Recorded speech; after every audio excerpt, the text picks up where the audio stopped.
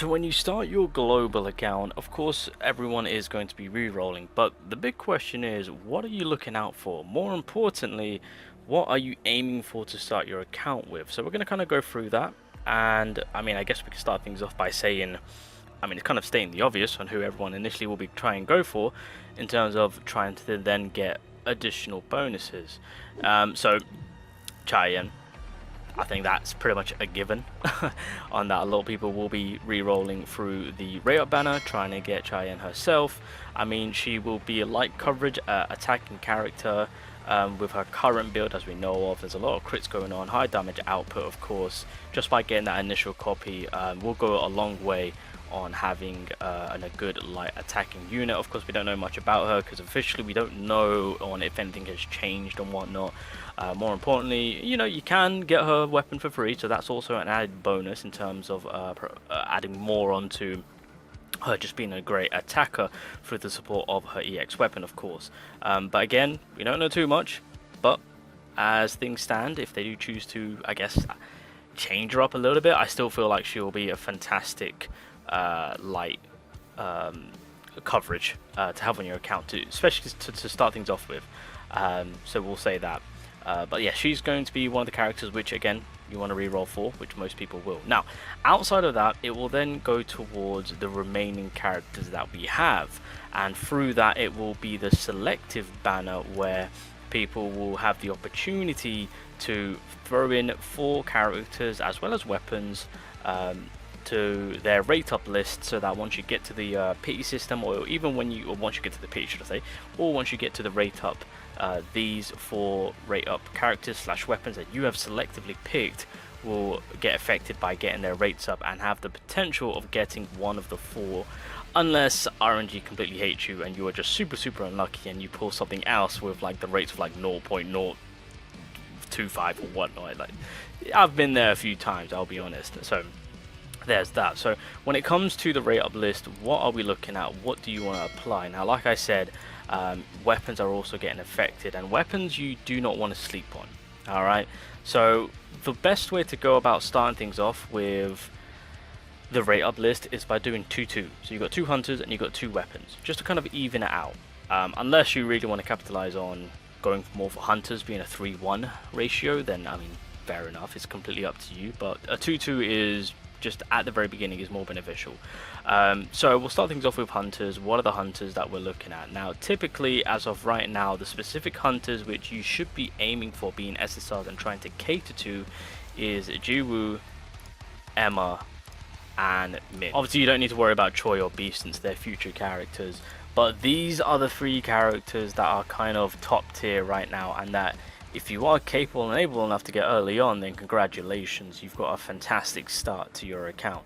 So with getting Cheyenne, these are kind of like the additional characters that you want to cater to. Now, I've picked 3, obviously, if we're going for 2-2, which 2 would I suggest? Immediately, I would say Jiwoo has to be a character that you must put on your rate. She is a fantastic character. There is so many directions you can take this character. It just opens up so much variety for your account in terms of working her in that offensive manner. Her offensive power that she possesses, especially with the crit side of things, it is disgusting. You have to also keep in mind that she's a tank class, so she's also, so while she's doing an immense amount of damage, she's providing that tankiness, she's providing that shield, not just for herself but the whole team, especially Jiwoo, of course. And on top of that, the consistency of the usage of her skill, to be fair, it's probably one of the best, if not the best out there. It's going to be on the level, I want to say, of Cheyenne, because Cheyenne can also consistently use her skills. I believe the terminology they use is infinite, but yeah, it's there. As long as you've got MP, the usage of her skills will just consistently being used over and over again. So again, there's so many directions you can take this character in terms of damage, support, tank. It's just one of, or as I've said before, if not the best unit in the game. Again, this is all from personal experience, of course. Catering to her weapon just elevates her even more if you do choose to go down that crit build side of it, which I highly suggest. She is a character in an overall manner that will just be helping you out in multiple situations. I highly suggest you guys put Jiwoo as one of your rate up characters if you can. Start your account with her, and because right now she uses the best water element coverage especially when it comes to the Cerberus, when it comes to later on doing the gear runs, she is going to be an absolute godsend. And again, just in general, when you're trying to do time attack missions or even like power of destructions, even endgame modes, this Jiwoo possesses too much power. She can tank, and there's a lot to be gained from her. I am trying my best to inform you guys that please put her into your rate up list. If you get lucky and you get your Cheyenne and then immediately Jiwoo pops up, you are chilling. Like, if I could get that as a start for my global account, I will be over the moon. Now, when it comes to the next two characters, I mean, it's interesting on how you can look at it, because I mean, here's the thing, at the end of the day we know that there's going to be rate up banners for these characters. Now, if you would like to maximize the support play for Cheyenne, then Min would be the choice. Yes, he's a light typing, yes, he's a healer, so you've already got that healing. Just an FYI, I mean, I understand the whole healing side of things, but technically speaking, we do get a free-to-play healer. Juvi is also available. She's a free character, so just an FYI. But if you want that support play for Cheyenne, so you can really maximize and capitalize at the very beginning of your account, being that light typing, then Min will be perfect. Not only are we getting that healing play, but the critical hit damage support that this man provides, it truly will be disgusting, and just huge support for the crit users. So if you have Cheyenne, if you have Jiwoo, and then you put on Min, oh, just cater to the crit build. That's it, and then your damage output will be something special. You've also got to remember that once that disguise is on effect, one of the effects that Min has, and then you apply Heavily Blessing, the ultimate, that crit damage will just skyrocket the crit damage support. You know, you've got the punishment debuff where you can do 15% more damage to the enemy. It's just a full-on amazing support, buffing, healing character to have. A fantastic, one of the best supports in the goddamn game, we'll say. And then you've got Emma. Now again, Emma, she is a tank, she's a good breaker, just like Jiwoo, of course. Realistically, I would say you might want to cater to her rather than Min, due to just coverage. You know, she is one of the best characters in terms of to have for time attacks. Her AoE coverage on her one of her skills is just fantastic. You got burn damage coming in with her passive play.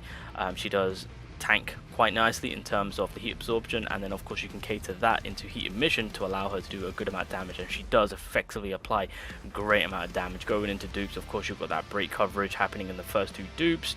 The third dupe will then effectively help out the team, the whole team, in terms of tankiness. And then of course, if you are able to max her out, again catering more to the break state, you know, your cooldown on the skills will reset completely. Core gauge, power gauge 100%, and then you apply an increased damage. Just a full-on reset and allowing you to do more damage, so it's fantastic. Emma is one of the best fire units to have, and essentially it's one half of the combination. So once Choi joins in, then Emma and Choi combination, the fire combination is it's gonna be something. Again, Emma is also a universally an amazing character to have.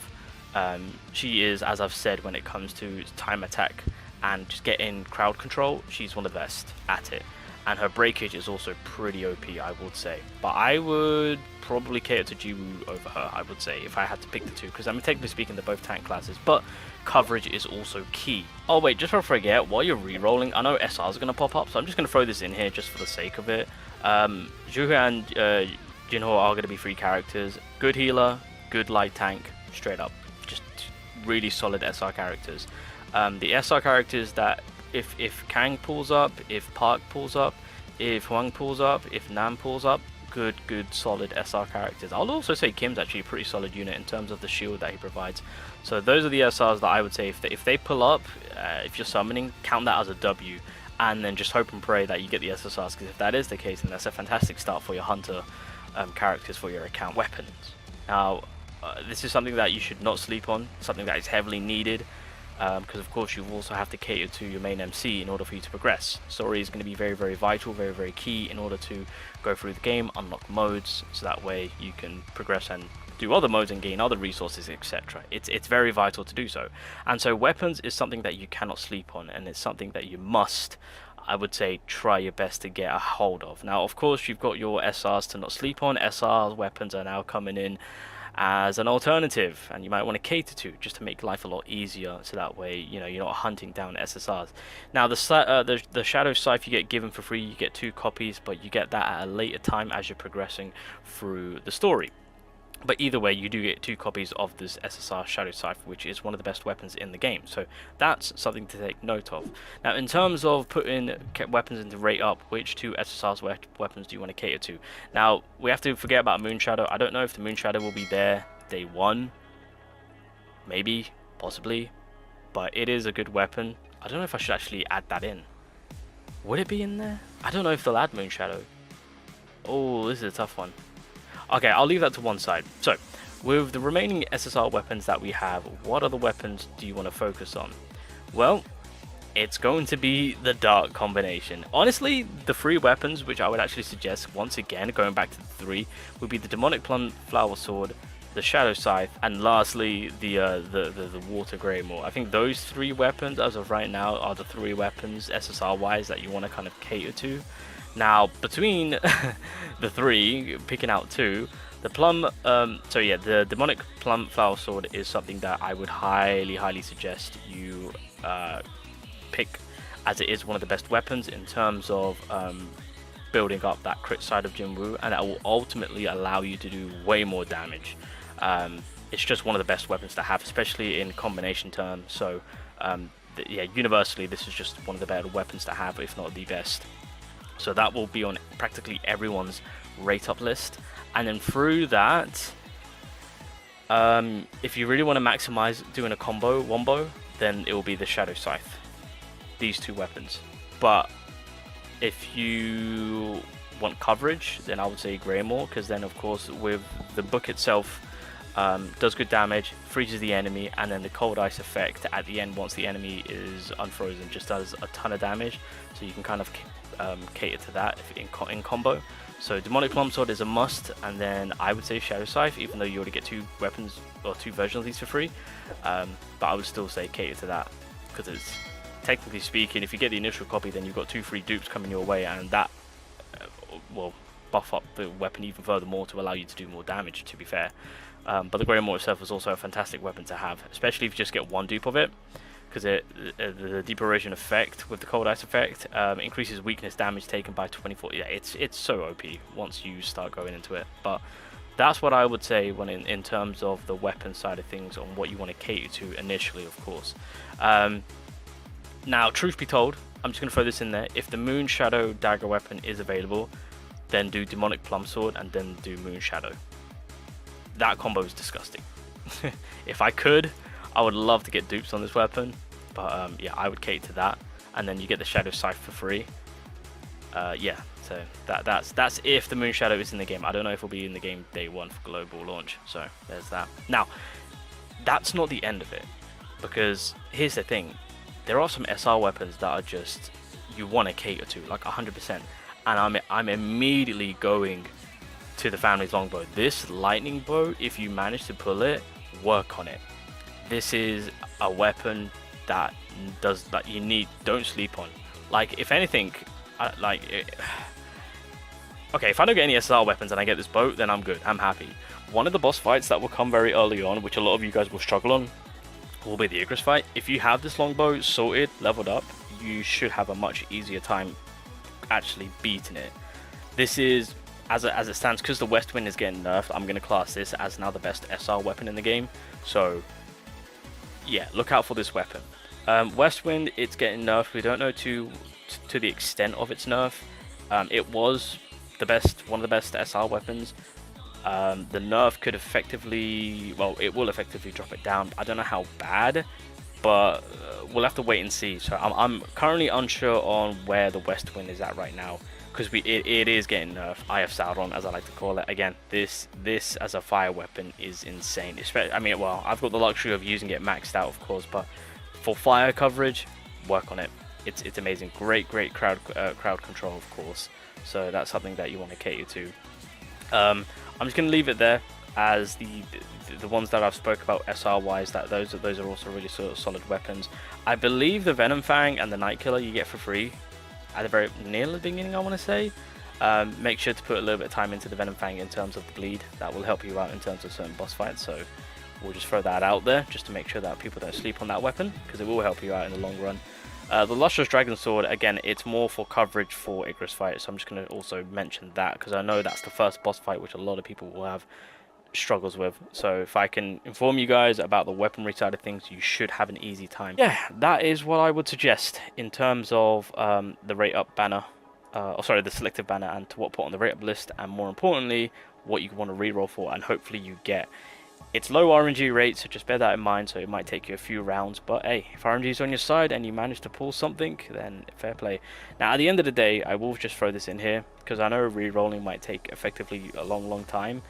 Look, every single SR weapon that you see are effectively good.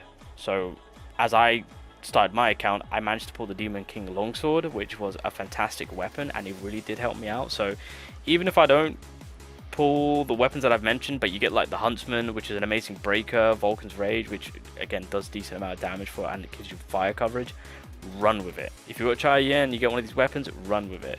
Unless you're commit to re-rolling, then do as you please, but the game does give you a ton of summons, so you know you've got more than enough time to go about getting these units. So I mean, that's if you don't really want to cater to re-rolling too much. But other than that, I wish you all the best of luck when you're re-rolling. Those are the weapons that I would suggest to look at and think about pulling if you are lucky with RNG. But at the end of the day, if you pull SSRs, take it because the rates are low. Just take it and run with it.